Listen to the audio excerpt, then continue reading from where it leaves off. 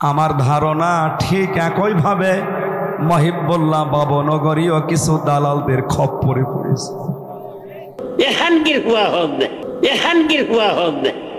হযরত ওমর রাদিয়াল্লাহু তাআলা দর্শন গানিয়েছে, সাহাবা সমালোচনা করে, এই সমালোচনা করতে যাই এই দারুদ্র ফাদারুদ্র এই সমালোচনা করতে যাই কি হয়ে যাওয়া নেই। নাই তো এতদিন কোনো কথা বলে নাই জামাত ইসলাম এই শিবিরে, হঠাৎ করে আপনাকে নাড়া দিচ্ছে কারা? আপনি রাগ করলেন আর ভালো বললেন আমার দেখার দরকার নেই, সত্য কথা যেটা এটা আমি বলছি, আপনি চ্যালেঞ্জ দেন। 200-র উপরে উপজেলা চেয়ারম্যান ছিল, সবগুলো দুর্নীতি মুক্ত। 252 জনের উপরে উপজেলা চেয়ারম্যান ভাইস চেয়ারম্যান ছিল, সবগুলো দুর্নীতি মুক্ত। 1000-এর উপরে প্রায় ইউনিয়ন চেয়ারম্যান ছিল, সবগুলো দুর্নীতি মুক্ত।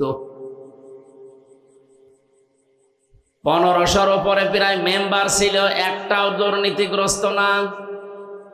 আমি যে তালিকা বললাম বানিয়ে বলি না, সবগুলো দেখে দেখে বললাম। বাইরে যত দল আছে আপনি বলেন, তারা তো এই 54 বছরের পালাক্রমে গেছে, একটা মানুষকে দেখান যে তার জীবনে দুর্নীতি নেই। আপনাকে এর চাইতে কি দেখানো লাগবে? এর চাইতে বেশি দেখাতে হলে আমার মানুষ দিয়ে হবে না, জিবরাইলকে নিয়ে আসা লাগবে। এই জন্যই তো আমরা গ্যারান্টি দিতে পারছি। আমিরে জামাত ডক্টর শফিকুর রহমান হাফিজাহুল্লাহ উনি ঘোষণা দিয়েছে, বাংলাদেশে 296 জন অলরেডি প্রার্থী উনি ঘোষণা দিয়ে ফেলেছে, আরো 4 জন বাকি আছে। যদি এই মানুষগুলো নির্বাচিত হতে পারে, 100 টাকা দিয়ে যদি তারা নির্বাচনে নির্বাচিত হয়, 5 বছর পরে ওই 100 টাকাই থাকবে, 1 টাকাও বাড়বে না। আপনি জিজ্ঞাসা করেন ওনাকে বলেছে কিনা?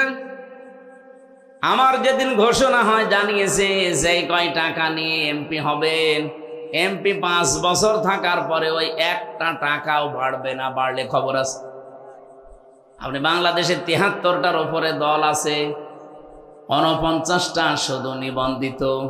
শেষে আমাদের নিবন্ধন ফিরিয়ে দিয়ে 50টা হয়েছে।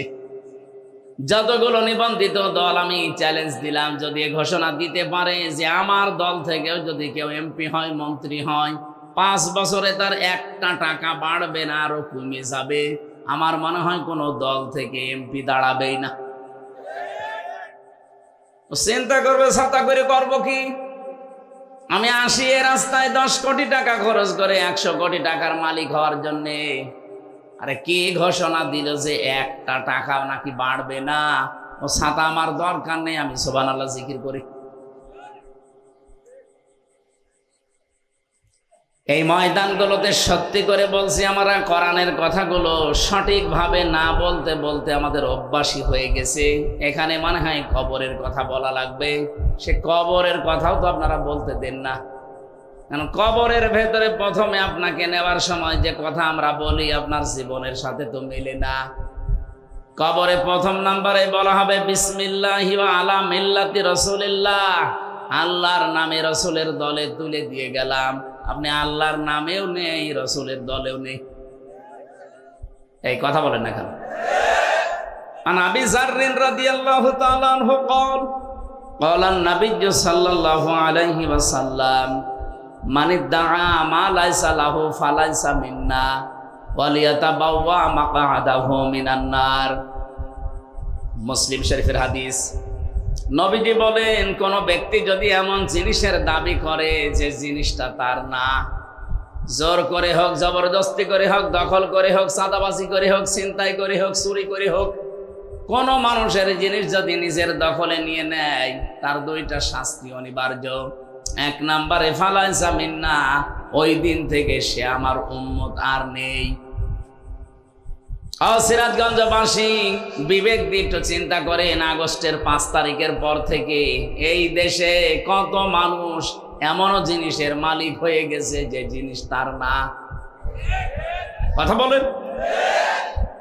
তা আপনি নবীর উম্মতি তো নেই, আপনাকে আমি বিসমিল্লাহি ওয়া আলা মিল্লাতি রাসূলিল্লাহ বলে মিথ্যা কথা বলে করব কি? অন্যের জিনিস যারা নিজের দখলে নিয়ে নিয়েছেন, কান খাড়া করে শোনেন, যদি ওই জিনিস ফেরত না দেন আপনি নবীর উম্মত থেকে খারিজ হয়ে গেছেন। অনেকে আবার এই হাদিস শোনার পরে দেখি বলে যে তাহলে বাংলাদেশ জামাত ইসলামী নবীর উম্মত নেই কেন? কারণ তারা ইসলামী ব্যাংক দখল করেছে। এত বড় ডাহা মিথ্যা কথা আপনি বলতে পারলেন? এই দেশে কয়েকদিন আগে একজন ঘোষণা দিয়েছিল ইসলামী ছাত্র শিবির 1971 সালে রগ কেটেছে। বলেন ছাত্র শিবির প্রতিষ্ঠা হয়েছে 1977 সালে, 71 সালে রগ কাটলো কি করে? ভণ্ডামি তো একটা শেষ থাকে। আমার মনে হয় মেয়াদ উত্তীর্ণ গাঁজা খেয়ে এই কথা বলা সম্ভব। কারণ মেয়াদওয়ালা গাঁজা খায় যারা, আমি তো দেখি লালনের মাজারে তো গাঁজার ফ্যাক্টরি, ওখানে যারা গাঁজা খায় ওরা মেয়াদ উত্তীর্ণ গাঁজা খায় না, মেয়াদ দেখেই খায়। এই জন্যে ওরা এরকম উল্টা পাল্টা বকে না, ওরা চুপ করে থাকে, গাঁজা খেয়ে পড়ে থাকে, কারণ পুলিশে পাহারা দেয় যে গাঁজা খান আমরা আসি।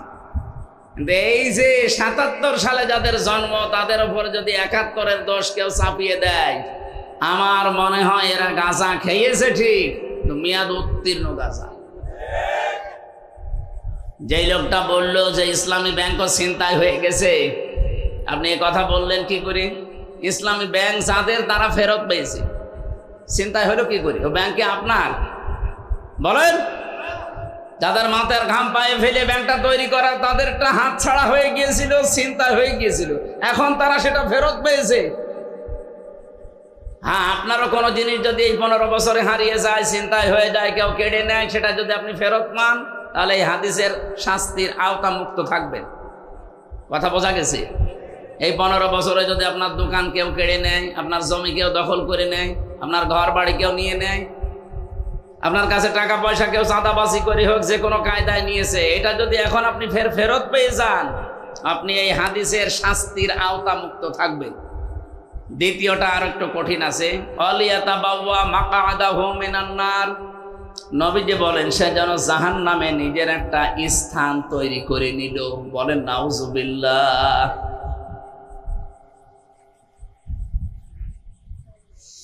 সিরাজগঞ্জবাসী যে তালিকাটা বললাম, বলেন তো এই মানুষগুলোকে দুর্নীতি মুক্ত করার জন্যে জামাত ইসলামী বাংলাদেশ তাদের পেছনে কি লোক সেট করে রেখেছিল? একটার পেছনে একটা লোক সেট করা ছিল না, তাদের ভেতরে শুধু ভয়টা তৈরি করে দিয়েছিল এই সাংগঠনিক মাধ্যমে। আমার আল্লাহর কার? এখনো যারা আছে মন থেকে যারা একামতে দিনের কাজ করে, এই মানুষগুলোর ভেতরেও শহীদ আব্দুল কাদের মোল্লার মতো আল্লাহর ভয় আছে। মুসলমান ভাইরা, যেখানেই যায় এতদিন পর্যন্ত কথা আসতো না, এখন কিছু মানুষের মুখ দিয়ে দেখি বের হয় যে ওয়াজ মাহফিলে, তাফসির মাহফিলে যেন রাজনৈতিক কথা বলা না হয়। আমিও ওপেন চ্যালেঞ্জ দিলাম, আমাকে যেখানে নিয়ে যাবেন, যেই সাবজেক্ট দেবেন, ওখান থেকে আমি রাজনীতি আরম্ভ করব। আপনি বাধা দেন দেখি। আপনি কবরে নিয়ে যাবেন, কবরেও রাজনীতির 3টা প্রশ্ন আছে, মার রব্বুকা ওয়া মান নাবিয়্যুকা ওয়া মা দীনুকা, 3টায় রাজনৈতিক প্রশ্ন। আপনি নিয়ে যাবেন কোথায়? যদি জন্মে নিয়ে যান, জন্মে আমি রাজনীতি আরম্ভ করব, কারণ সর্বপ্রথম জন্ম নিলেই বলা লাগবে আল্লাহু আকবার। এর চাইতে বড় রাজনীতি কি আছে?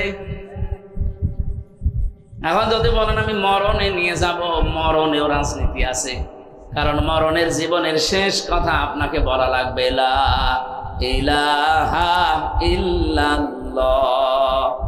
এর চাইতে বিপ্লবাত্মক কথা পৃথিবীতে আর নেই। আপনি ঘোষণায় দিয়ে গেলেন যে দুনিয়ায় কাউকে মানি না আল্লাহ ছাড়া। সুবহানাল্লাহ বলতে পারেন না? আপনি নিয়ে যাবেন কোথায়? বিয়েতে নিয়ে যাব, বিয়েতেও রাজনীতি আছে কি নেই? আপনি যখন বলেন যে কবুল, কবুল বলার সঙ্গে সঙ্গে একটা মেয়ে লোকের যত রকমের দায়িত্ব সব আপনার ঘাড়ে এসে যায়। আল্লাহ রাব্বুল আলামিন বলেন কোন মানুষ যদি মুসলমান হতে চায়, সেও কিন্তু একটা কবুল বলে লা ইলাহা ইল্লাল্লাহ। এই কথার ভেতরে আপনি কয়েকটা জিনিস পাবেন। আমানতু বিল্লাহ কামা হুয়া বিআসমাইহি ওয়া সিফাতিহি ওয়া ক্বাবিলতু জামিআ। আমি কবুল করে নিলাম আল্লাহর যত বিধান আছে সব। রাজনীতি নেই কোথায়? রাজনীতির বাইরে কোরআন শরীফে আপনি কথাই পাবেন না। তাফসীর মাহফিল লিখে দিয়েছেন, আবার বলেন রাজনীতি করবেন না। কোরআনের বাইরে যদি আমি কোনো কথা বলি, ওটা তো আর রাজনীতির বাইরে গেলে দুর্নীতি হয়ে যায়। অন্য বছরের কথা বাদ দিয়ে এই 15 বছরের হিসাব করে বলেন, যারা কোরআন বাদ দিয়ে রাজনীতি করেছে তাদের জীবন পুরাটাই দুর্নীতিগ্রস্ত। ভূমি মন্ত্রী ছিল একজন, 620টা বাড়ি বানিয়েছিল। কয়েকদিন আগে আমি মালয়েশিয়া গিয়েছিলাম, যে হোটেলে উঠলাম, নিচে নেমে দেখি শয়তান বসে আছে। আমারে দেখে বলছো, হুজুর আমি আগেই পালিয়েছি। আপনি পালালেন কেন? আপনার না শুনেছি 620টা বাড়ি আছে, কিন্তু আমি থাকতে পারি না। মালয়েশিয়াতেও আমার সাহেব পাড়ায় ঘর আছে, বাড়ি আছে, কিন্তু তালা লাগানো। আমি যাব কি করে? কারণ এই দেশে 20 লাখ বাঙালি আছে। যদি আমারে পাই ভর্তা বানিয়ে ফেলবে। এই জন্য আমি চুরি করে আসি। এই হোটেলে থাকি, আমি নামিও না, মাঝে মাঝে নামি আবার চলে যাই ঘরে। আমি মনে হয় যে জেলখানায় আছি। আমারে বলছে কাউকে কিছু বলবেন না, শুধু দোয়া করবেন। তা আপনার জন্য আমার দোয়া আসবে।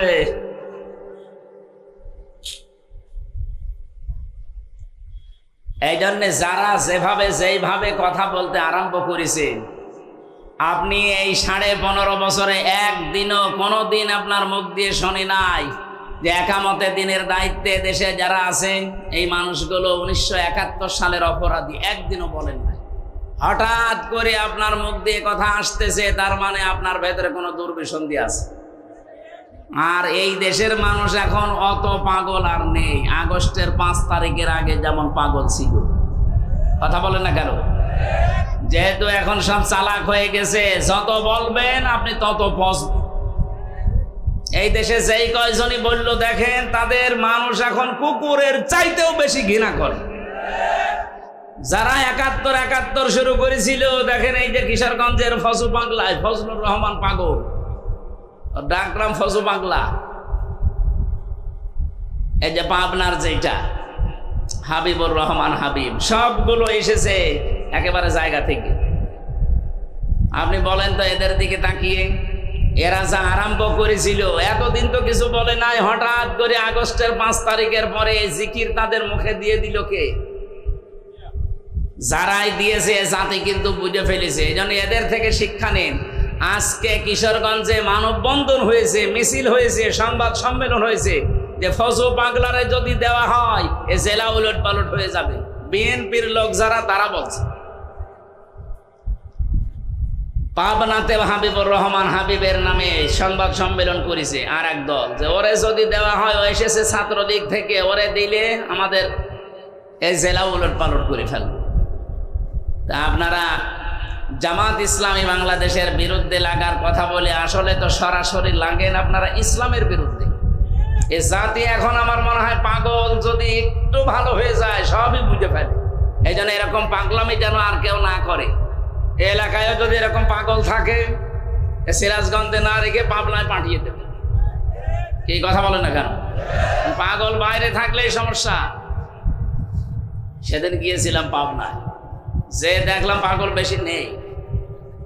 কর্তৃপক্ষের একজনের সাথে কথা বললাম, বলছো হয়তো পাগল ছিল কিন্তু সব চলে গেছে, আবার যদি পান পাঠাবে। আমার মনে হয় সিরাজগঞ্জেরও কিছু মানুষ পাঠানো দরকার, যারা শুধু ওই 47, 52 আর 71 নিয়ে পড়ে আছে। 24-এর কথা তাদের মুখে নেই।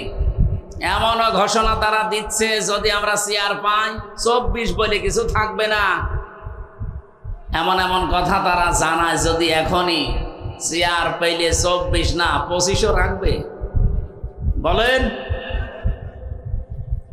আমার যে তেলাওয়াত কিন্তু আয়াত, আল্লাহ বলেন, হে নবী কি ভয় দেখায় ওরা? আমি আপনাকে কসম দিয়ে বললাম, আনতা হাইল্লুম বিহাদাল বালাদ, আপনি এই নগরীর বৈধ নাগরিক। এই 54 বছরে বাংলাদেশ জামাত ইসলামী প্রমাণ করে ফেলেছে এই দেশের সত্যিকার অর্থে ভালোবাসার যদি মানুষ থাকে তো জামাত ইসলামীতে আছে। এরা প্রমাণ দেয়নি, এর চাইতে কি প্রমাণ আপনি নিতে চান আবার বলেন? গত পরশুদিন হিন্দু, বৌদ্ধ, খ্রিস্টান এদের সাথে ভিন্ন ধর্ম অবলম্বী যারা, তাদের সাথে কুষ্টিয়ার বাংলা জামাত ইসলামীর একটা আলোচনা ছিল। আমার 10 মিনিট কথা বলতে দিন। হিন্দু পরিষদের যিনি সভাপতি, উনি কথা বলতে আরম্ভ করে বলছে, হুজুর আপনি এমপি নমিনেশন নিয়েছেন এখানে জামাত ইসলামী থেকে, আপনার পেছনে আমরা আছি, কিন্তু গ্যারান্টি দেওয়া লাগবে, আমাদের কথা দেওয়া লাগবে। এই 54 বছরে বহু মানুষ কথা দিয়েছে, কেউ কথা রাখে নাই, শুধু আমাদের ব্যবহার করেছে। আমরা বিভিন্ন ভয়ে আছি, আমরা বিভিন্ন বৈষম্যের শিকার হয়ে আছি। আমরা যেন এই আশ্বাসটা পাই যে এগুলো সব দূর হয়ে যাবে, আমরা নিরাপদে আপনাদের মতো থাকতে পারবো। আমি ওনাকে ওই দিন গ্যারান্টি দিয়ে বলেছি, আমাদের আমির ডক্টর শফিকুর রহমান উনি জানিয়েছে দেশের মসজিদ যেমন পাহারা দেওয়া লাগে না, মন্দিরও পাহারা দেওয়া লাগবে না যদি ইসলাম ক্ষমতায় আসে। হ্যাঁ, কথা বলেন, কথা বলেন। ওনারা আশ্বাস পেয়েছে, বলেছে যে আমরা সামনে চেষ্টা চালাবো ইনশাআল্লাহ।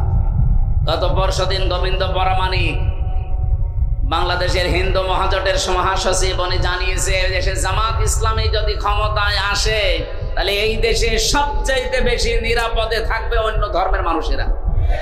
এখানে হিন্দু মানুষের কথা বলছে আর আপনি বলছেন না। এই জন্য বৈধ নাগরিক এই দেশের আমার মনে হয় যারা ইসলাম ভালোবাসে, দেশ ভালোবাসে মন থেকে, তারা। রব্বুল আলামিন বলেন, আমি যেখানে থেকে তেলাওয়াত করেছিলাম এই জায়গা থেকে, ফালাকতা হামাল আকাবাতা ওমা আদরাকা মাল আকাবা। হে নবী, তারা গিরিপথ পাড়ি দিতে রাজি না।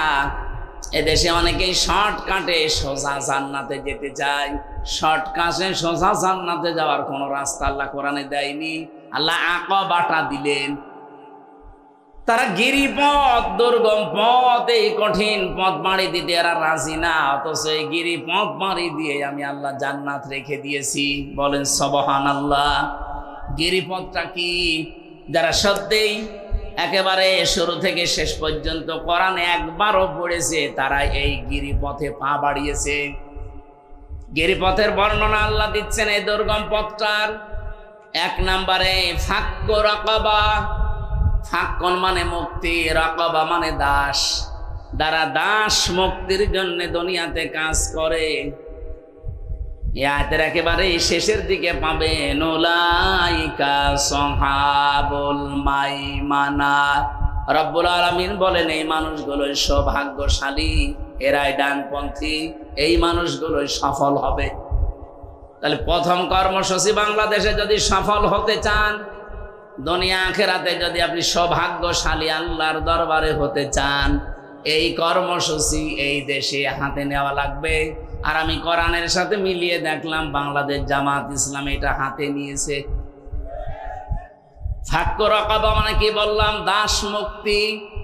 যেহেতু বাংলাদেশে দাস প্রথা নেই, তাহলে আয়াত কি করবেন? ওই জামানায় মানুষ বেচা কিনা চলতো, মানুষ মানুষকে দাস বানিয়ে রাখতো। এখন এই সিস্টেম নেই, কিন্তু এই আয়াতটা তো ব্যাখ্যা করা লাগবে। এখন ব্যাখ্যায় নিয়ে আসতে হলে এভাবে নিয়ে আসতে হবে আপনাকে।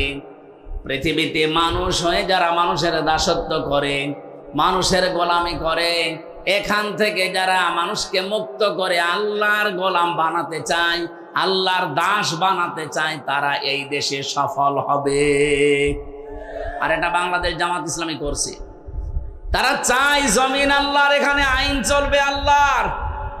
সাফ কথা বলছি, বাংলাদেশে যারা আল্লাহর আইন বাদ দিয়ে মানুষের তৈরি করা আইন যারা কায়েম করতে চান, আপনি মরে গেলে জান্নাত পাবেন না, এটাই ফাইনাল।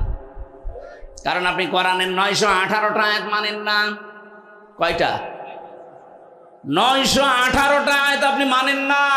আলা লাহুল খালকু ওয়াল আমরু ইনিল হুকমু ইল্লা লিল্লাহ। এরকম 918 জায়গায় পড়া কোরআনে আমি পেয়েছি। যারা মানুষের তৈরি করা আইন কায়েম করার জন্য দল করেন, চেষ্টা করেন, আপনি জাহান্নামী, আর কারো ফতোয়া লাগবে না। এই যে কাদিয়ানীরা, এরা কি জান্নাতি না জাহান্নামী? বলেন বলেন, কেন? ওরা কোরআন শরীফ কি পড়ে না? ওরা কি নামাজ পড়ে না? কোরআনের ৬৬৬৬টা আয়াতের ভেতরে সবগুলোই তারা বিশ্বাস করে, কম বেশি মানেও। শুধুমাত্র সূরা আহজাবের ৪০ নম্বর আয়াতের ৪ ভাগের ১ ভাগ একটা শব্দ মানে না, বিশ্বাসও করে না, মানেও না। মা কানা মুহাম্মাদুন আবা আহাদিম মির রিজালিকুম ওয়ালাকিন রাসূলুল্লাহি ওয়া খাতামান নাবিয়্যিন। ওরা বলে মা কানা মুহাম্মদ ঠিক আছে, আবা আহাদিম মির রিজালিকুম তাও ঠিক আছে, মানলাম। ওয়ালাকিন রাসূলুল্লাহ এটাও ঠিক আছে, কিন্তু খাতামান নাবিয়্যিন উনি যে শেষ নবী এটা মানে না। ওরা বলে শেষ নবী আর একজন আছে, গোলাম মোহাম্মদ কাদিয়ানী। বলে নাউজুবিল্লাহ। বিবেক যদি থাকে, যদি কুকুরে প্রসাব আপনার বিবেকে না করে, ভাবেন ওরা কোরআন শরীফের মাত্র একটা আয়াতের ৪ ভাগের ১ ভাগ ওরা মানে না, এজন্য ওরা কাফের। কাদিয়ানীদের সাথে ছেলে মেয়ে বিয়ে দেওয়াও জায়েজ। বলেন বলেন। আর যেই লোকটা বলে যে এখানে জমিন আল্লাহর, কিন্তু আইন আমরা বানিয়ে চালাবো, সে কোরআনের এক আয়াতের ৪ ভাগের ১ ভাগ না, অলরেডি ৯১৮টা আয়াত সে মানে না, সে তো কাফেরের বাপ। বলেন, আমি আপনাকে বাঁচাতে চাই, আমার নিজের কোনো স্বার্থ এখানে নেই। কোরআনের চোখ হাদিসের চোখ লাগিয়ে দেখতে পাচ্ছে আপনি জাহান্নামে যাচ্ছেন, ফিরে আসেন।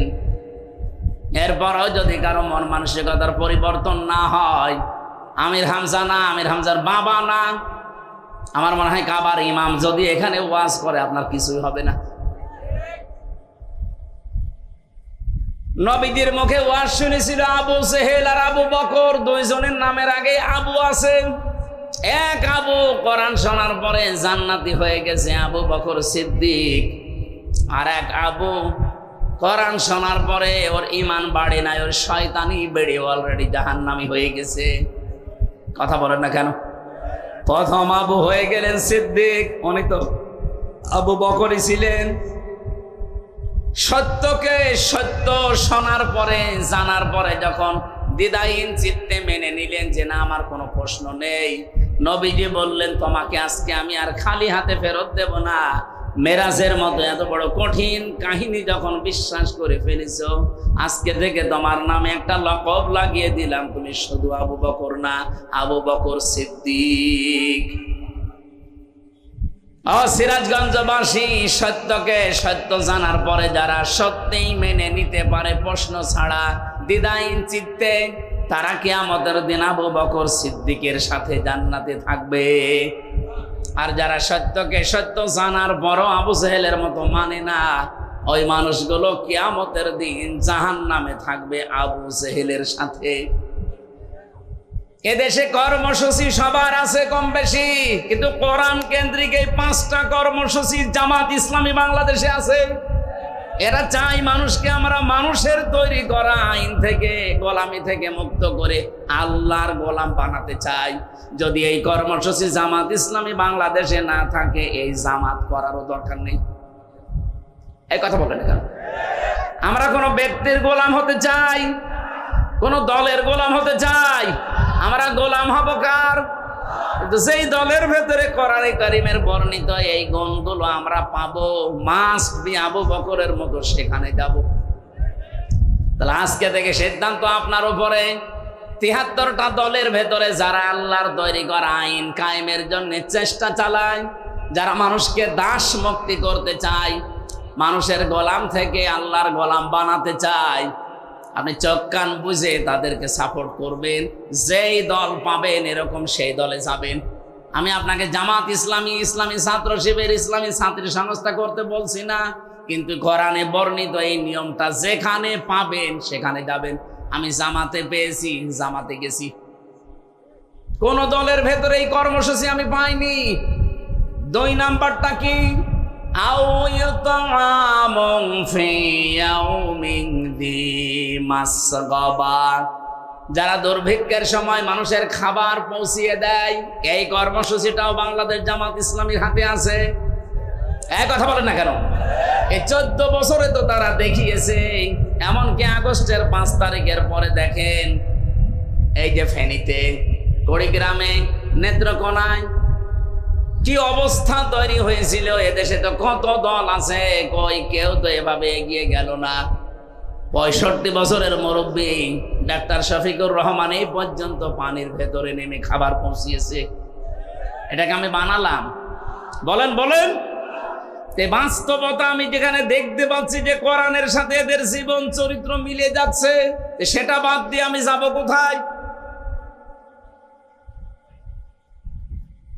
খাবারের ব্যবস্থা করা লাগবে। দুর্ভিক্ষের সময় অসহায় মানুষ যারা, তাদের কাছে কত মানুষের ব্যাংকে টাকা ছাতা পড়ে যায়। 50 কোটি টাকা ব্যাংকে পড়ে আছে, কেন ওখান থেকে 5 কোটি টাকা একটু দুর্ভিক্ষের সময় ছড়িয়ে দেওয়া যায় না? কি করবেন টাকা নিয়ে? এখনো যদি চোখ বন্ধ হয়ে যায়, এই টাকায় আপনাকে জাহান্নামে নেওয়ার কারণ হবে। আর না, আপনাকে বলে করবো, আপনি তো জাহান্নামে বিশ্বাস করেন না, আপনি তো জাহান্নাম আছে এইটাই বিশ্বাস করেন না। আপনাকে বলে করব কি? আমরা যারা অন্তত বিশ্বাস করি তাদেরকে বলছি, এ জীবনে জীবন শেষ না, আর একটা কিন্তু বিশাল জীবন আসতেছে সামনে। ইয়াতীমান দা মাকরাবা, 3 নম্বরে যারা ইয়াতিম, যারা নিজের নিকটের ভেতরে যারা ইয়াতিম, এদের খোঁজ খবর রাখে। বাংলাদেশে কোন দলের কর্মসূচিতে আপনি এইটা পাবেন বলেন? যদিও আমরা যারা জামাত ইসলামী করি এটা 100 ভাগ আমরাও মানতে পারছি না, কিন্তু আমরা চেষ্টা চালাই। আমরা মানতে পারি না কেন? আমাদের পরিবারস্থ এমন লোক আছে যাদের কারণে আমরা সব রক্তের সম্পর্কগুলো 100 ভাগ টিকিয়ে রাখতে পারি না। আজ আমার নিজের ভাইয়ের সাথে আমার সম্পর্ক ভালো না, আমার বোনের সাথে আমার সম্পর্ক ভালো না, এটার ভেতরে যতগুলো কারণ আছে, অন্যতম কারণ আমার পরিবারটা। এদের থেকে আমি সাপোর্ট পাই না, এই জন্য আমার রক্তের সম্পর্ক দূরে চলে যায়। এরকম পরিবার দেশে নেই? বলেন বলেন। সিরাজগঞ্জবাসী, বিশেষ করে মেয়েরা যারা এসেছেন তাদেরকে একটু টাচ দেয়। শুধু নামাজ পড়া, রোজা রাখার, কালো বোরকা পরা ইবাদত না। নবীজি বলেন, কোন স্ত্রী যদি চায় যে আমার স্বামী আরো বেশি দিন বেঁচে থাক, আমার স্বামীর হায়াত বেড়ে যাক, আমার স্বামীর সন্তান সম্পদ আরো বৃদ্ধি পাক, ওই মহিলা যেন স্বামীকে বলে, স্বামী আর চাই করো, রক্তের সম্পর্কগুলো ঠিক রাখো।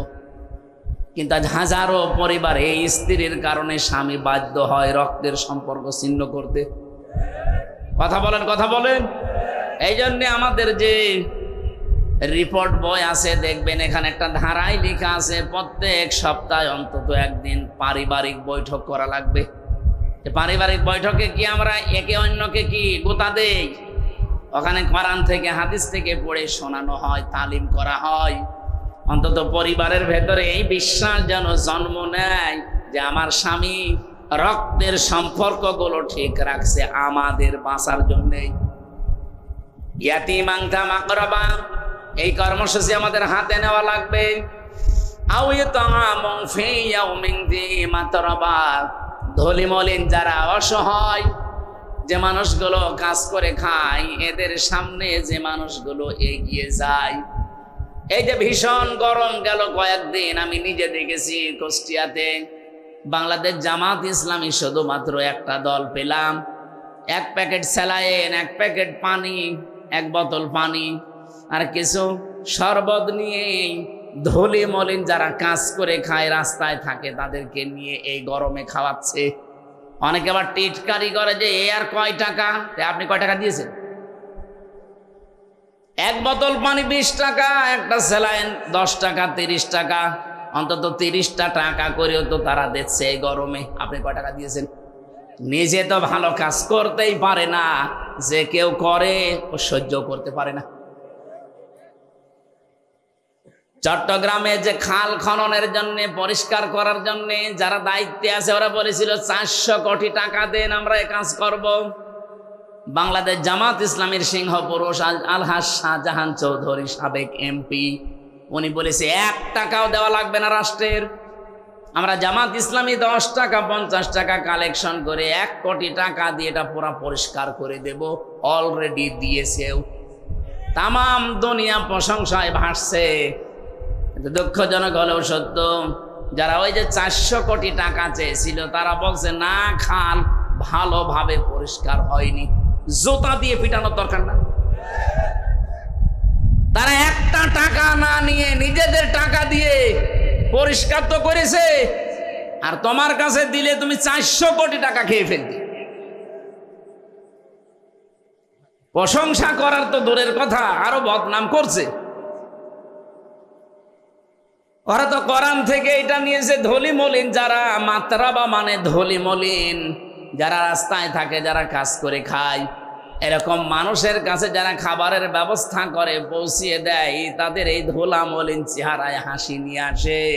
এই কর্মসূচি বাংলাদেশে যেই দলে পাবেন, আপনাকে আহ্বান জানালাম ওই দলে যোগ দেবেন, তাহলে জীবনে সফল হতে পারবেন। অনেক মানুষ এরকম আছে যে না আমি কোনো কিছুতে নেই, আমি নিরপেক্ষ, এটা একটা টাটকা শয়তান। পৃথিবীর কোন নবী নিরপেক্ষ ছিল না, কোন সাহাবী নিরপেক্ষ ছিল না। আপনাকে যে কোনো একটা পক্ষ নেওয়া লাগবে, হয় শয়তানের না আল্লাহর। কথা বলেন না কেন? যারা বলে যে না আমি কোনো কিছুতে নেই, কিন্তু দলে দলে দেখবেন এমন মানুষকে সাপোর্ট করে যার চরিত্র শয়তানের চাইতেও খারাপ। সূরা আরাফের 83 নাম্বার আয়াতটা একটু বাড়িছে, মিলাবেন তো আপনারা? আজকেই মিলাবেন। 8 নাম্বার পারা 20 নাম্বার পৃষ্ঠায় এটা 3 নাম্বার লাইনে আছে, ফাআনজাইনাহু ওয়া আহলাহু ইল্লা ইমরাতাহু কানাত মিনাল গাবিরিন। রব্বুল আলামিন বলেন ফেরেশতা 2 জন পাঠিয়ে দিলাম আসরের নামাজের সময় লূত নবীর কাছে।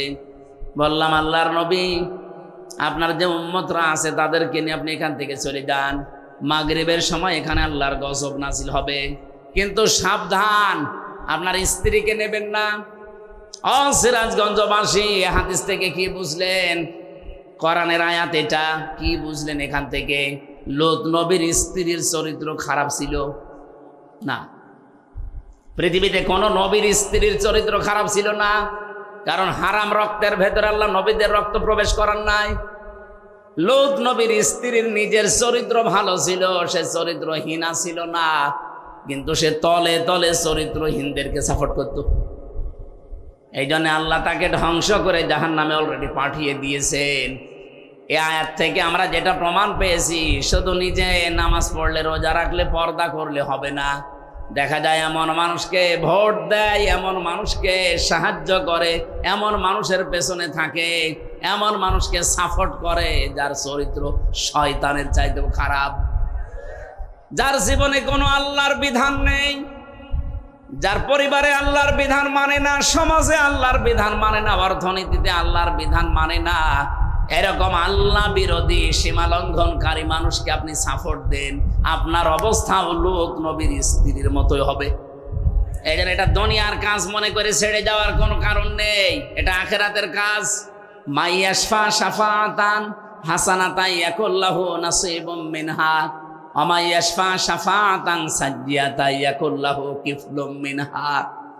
এই পৃথিবীর ময়দানে কেউ যদি ভালো কোনো কাজে সুপারিশ করে, সাহায্য করে, ভোট দেয়, রায় দেয়, সমর্থন জানায়, পেছনে থাকে, ও লোকটা ভালো কাজ করে যা পাবে আপনি শুধু সুপারিশ করে তাই পাবেন। বাংলাদেশে 300 এমপির ভেতরে 151 জন এমপি যদি এবার কোরআন বুকে নিয়ে সংসদে যেতে পারে, অধ্যাপক জাহিদুল ইসলাম তার ভেতরে মনে করেন একজন, এই 300-র ভেতরে মাত্র 151 জন যদি এবার যেতে পারে, ওনারা কোরআন বুকে নিয়ে প্রথম অধিবেশনেই বলবে মাননীয় স্পিকার আমরা নামাজের বিল চাই। বলবে না? যদি না বলে ভোট দেবেন না, কারণ এইটা ওনাদের একদম কড়াকড়ি লিখা আছে, আল্লাযীনা ইম্মাক্কান্নাহুম ফিল আরদ আকামুস সালাহ 41 কোন ইমানদারকে যদি আল্লাহ চেয়ারে বসায়, তাদের প্রথম কাজই হবে তারা নামাজের বিল আনবে। আর আমরা জানি ওনারা এটা করবে। এতদিনে 54 বছর আমরা যাদেরকে পাঠিয়েছি তারা সংসদের প্রথম অধিবেশনে বলেছে আমরা নামাজের বিল চাই। বলেন বলেন, কিন্তু ওনাদেরকে এটা পড়িয়ে দেওয়া ওনারা বলবে। স্পিকার যদি বলে ঠিক আছে হাত তোলেন দেখি, 300-র ভেতরে মাত্র 151 জন যদি হ্যাঁ বলে, হাত তোলে, ওইটা ওই দিন কায়েম হয়ে যাবে। 18 কোটি মানুষের জন্য আর ওয়াজ করা লাগবে না, ওই দিন থেকেই তারা নামাজ পড়তে বাধ্য। নামাজ শুধু ও পড়বে না, ওর বাপ পর্যন্ত পড়বে। আপনি ভোট দিয়েছিলেন জাহিদুল ইসলামকে মাত্র একটা, ওনার কারণে যদি নামাজের ওই বিল ওই দিন কায়েম হয়ে যায়, 18 কোটি মানুষ দেশে তখন নামাজ পড়বে। প্রতিদিন আপনি 18 কোটি মানুষের নামাজে সওয়াব পাবেন। সূরা নিসার 85 নম্বর আয়াতের ব্যাখ্যা এইটাই, মাই ইয়াশফা শাফাআতান হাসানাতান ইয়াকুল্লাহু নাসীবুম মিনহা। পক্ষান্তরে ওমাই ইয়াকসিব, কোন মানুষ যদি পৃথিবীতে একটা খারাপ কাজে, অন্যায় কাজে, চরিত্রহীন মানুষকে সাপোর্ট দেয়, ওই লোকটা ক্ষমতা পেয়ে যত অন্যায় করবে আপনার আমল নামায় ঠিক ওইটা ফ্লাক্সি লোড হয়ে যেতে থাকবে। আমার বয়স এখন 33, 92 সালে আমার জন্ম, এখন চলছে 25। এই 33 বয়সে যদি আমি 33 মন গোনা করি, এই 33 মন গোনা যদি আমার মাথার উপরে আল্লাহ চাপিয়ে দেয়, মরণের পরে বিচার শেষ নাকি? না মানে আমি 33 মন গোনা করেছি, 33 মন গোনার জন্য আল্লাহ চাপিয়ে দিল 33 মন, বিচার শেষ। কিন্তু কোরআনে কারীম জানাচ্ছে অন্য কথা, ওয়াহুম ইয়াহমিলুনা আওযারহুম আলা যুহুরিহিম আলা সামা ইয়াজিরুন। রব্বুল আলামিন বলেন কিয়ামতের দিন ওই মানুষগুলো বোঝা সমূহ বহন করবে তাদের পিঠের উপরে। আল্লাহ ঝাড় না দিয়ে আওঝার দিয়েছেন। ঝাড় মানে বোঝা, আওঝার মানে বোঝার সমূহ, পাপের বোঝা তাদের পিঠের উপরে বহন করতে থাকবে। আর ফেরেশতারা দেখে দেখে বলবে কত নিকৃষ্ট বোঝা এ বহন করে নিয়ে যাচ্ছে। আমি এখান থেকে যে শিক্ষাটা তাফসির থেকে পেয়েছি, আমার নিজেরটাই বললাম। মনে করেন 33 বছর বয়সে আমি 33 মন গোনা করেছিলাম, আল্লাহ আমাকে চাপিয়ে দিয়েছে। কিন্তু এমন এমন গোনার কাজের আঞ্জাম আমি দুনিয়ায় রেখে গেলাম, আমি মরে গেলাম কিন্তু গোনা এখনো মরে যায়নি। আমি একটা বই লিখেছিলাম, আমি মরে গেছি কিন্তু বই তো মরে নাই। ওইটা দেখে যত মানুষ খারাপ হবে ওইটা পড়ে। এই যে হুমায়ুন আহমেদ একটা বই লিখেছিল, ওইটা দিয়ে সিনেমা তৈরি হয়েছে, পবিত্র ভালোবাসা।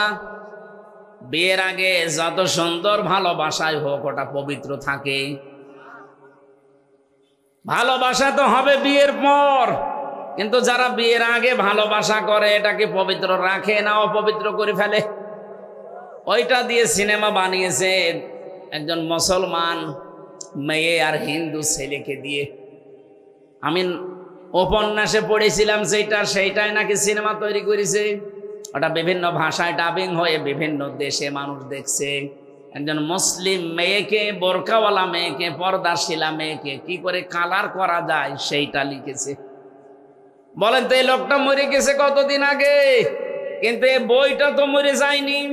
ওর লিখিত জিনিস নিয়ে যত রকমের কত কিছু তৈরি হবে। আর মুসলমানের ফরজ একটা বিধান পর্দা, এটা নিয়ে বিশ্বের বিভিন্ন মানুষ খারাপ ধারণা করবে। উনি হয়তো 80 বছর বয়সে মরে গেছে, 80 মন গোনা ছিল ওনার। কিয়ামত আসতে আসতে 80 মন থাকবে না, 80,000 মন হয়ে যাবে। আমি তো বাংলাদেশে আয়াত পড়ার পরে দেখি বহু মানুষ এমন আছে নিজের জীবনে হয়তো 100 মন গোনা করেছিল, কিয়ামতের দিন 100,000 মন নিয়ে উঠবে। এই কারণে এই জন্য এমন মানুষকে সাপোর্ট করা ঠিক না, তার পেছনে থাকা ঠিক না। আপনি হয়তো মরে গেলেন, সেই লোকটাও মরে গেল, কিন্তু সে এমন এমন কাজের আঞ্জাম দিয়েছে। আমরা শুধু শুনি যে সাদগায়ে জারিয়া, না, শুধু সাদগায়ে জারিয়া নেই, গোনায়ে জারিয়া আছে। কি কথা বলেন? খালি মরে গেলে সাদগায়ে জারিয়া সব যেতে থাকে, সুবহানাল্লাহ আলহামদুলিল্লাহ পড়লাম। আরে ভাই গোনায়ে জারিয়াও তো আছে। আমি এমন একটা দল তৈরি করলাম, আমি মরে গেছি কিন্তু দল তো মরে যায়নি। ওই দলে যারা আছে তারা সাদাবাজি করে না, এরকম দল দেশে নেই? আসতে বলেন। এমন একটা দল আমি বানিয়েছি যারা মানুষের বাড়ি ঘর ভেঙে দেয়, আগুন লাগিয়ে দেয়, যাদের ধর্ষণে সেঞ্চুরি করে, মানুষের পায়ের রগ কেটে দেয়। এইরকম মানুষগুলো আমি রেখে গেলাম। আমি তো নেই কিন্তু দল তো আছে। আমি হয়তো 50 মন গোনা করে মরে গেছি, কিয়ামতের দিন যখন উঠব তখন গোনা হবে 50,000 মন।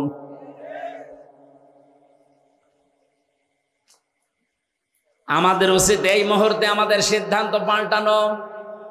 যারা আজ মানুষের পাশে দাঁড়ায়, এতিম অসহায়, এই মানুষগুলোকে যারা দেখাশোনা করে, তাদের দারিদ্র মুক্ত করার জন্য যারা চেষ্টা চালায়, এরা যেহেতু কোরআন বলছে সফল হবে, আমাদের নাক কান বুঝে তাদের সাপোর্ট দেওয়া দরকার। এরপরেও যদি কারো মনে না লাগে সূরা বালাদ যেন সে বাড়ি যেয়ে পড়ে, সুম্মা কানা মিনাল্লাযীনা আমানু ওয়া তাওয়াসাউ বিস-সাবরি ওয়া তাওয়াসাউ বিল মারহামা। রব্বুল আলামিন বলেন, এরপরে মানুষগুলো যদি ঈমান আনে, ধৈর্য ধারণ করে, আর একে অপরকে রহমের সবরের উপদেশ বাণী শোনায়, উলাইকা আসহাবুল মাইমানা, এই মানুষগুলোই দুনিয়াতে সফল সৌভাগ্যশালী। জোরে বলেন সুবহানাল্লাহ। কোরআনে বর্ণিত এই 5টা কর্মসূচি যেই দলে পাবেন, ওই দলে যোগ দেওয়ার জন্য আপনাকে আমি হাতে পায়ে ধরে বলছি, কারণ আল্লাহ বলেন এরা সফল।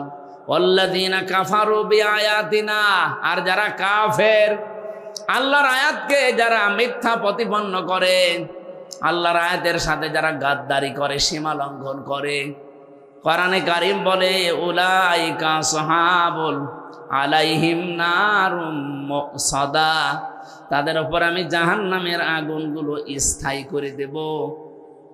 হুম আসহাবুল মাশআমা, এইগুলোই দুর্ভাগা, এই মানুষগুলোই হতভাগা, এদের দুনিয়া আখিরাত দুইটাই ধ্বংস হয়ে গেছে। আল্লাহ আমাদের এরকম হতভাগ্য যেন না করেন, বলেন আমিন। আফসোস লাগে আমার কোরআনের আয়াত দিয়ে ব্যাখ্যা করে করে কথা বলার পরও মানুষের মন আমি পাই না। আমার মনে হয় নবীজি যদি এখন আসতেন, কোরআনের সূরা বালাদ থেকে তাফসীর করলে বহু মানুষ নবীকে পর্যন্ত রাজাকার বলে গালি দিত। বলেন, ইন্নাল্লাযীনা কাযযাবু বিআয়াতিনা ওয়াস্তাকবারু আনহা, নিশ্চয় যারা আল্লাহর আয়াত শোনার পরে মিথ্যা মনে করে, ওর বিশ্বাস হতে চায় না, ওয়াস্তাকবারু আনহা, এবং অহংকার করে মুখ ফিরিয়ে চলে যায়।